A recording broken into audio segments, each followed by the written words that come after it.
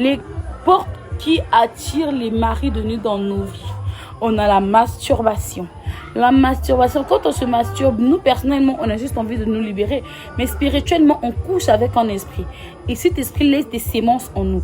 Après, il va revenir encore et encore. C'est idem pour les hommes.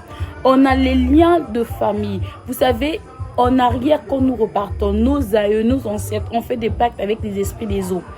Et ces esprits des eaux-là, aujourd'hui, ça réclame le mariage dans la famille. Tu vois que dans cette famille, il y a des femmes qui ne se marient pas.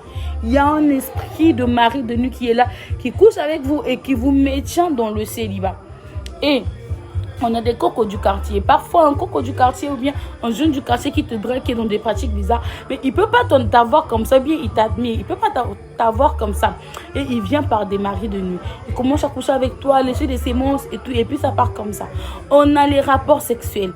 Les rapports sexuels, c'est une grande porte. Quand c'est fait dans le mariage, c'est une adoration que vous rendez à l'Éternel.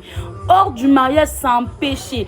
Et le diable laisse une sémence pour détruire la destinée des enfants de Dieu. On a des choses que nous empruntons.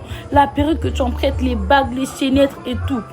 Tout ça là, tu ne connais pas l'état d'âme de la personne que tu empruntes des choses. Ça te crée des maris de nuit. Il y a beaucoup de portes, mais je vais essayer d'énumérer juste quelques-uns pour que vous puissiez comprendre. Donc si tu te retrouves parmi ces portes-là, essaie de fermer les portes parce que ça ne sert à rien de chasser un esprit et tu es encore dans le péché. Quand tu chasses un esprit et tu es encore dans le péché, ça ne change rien.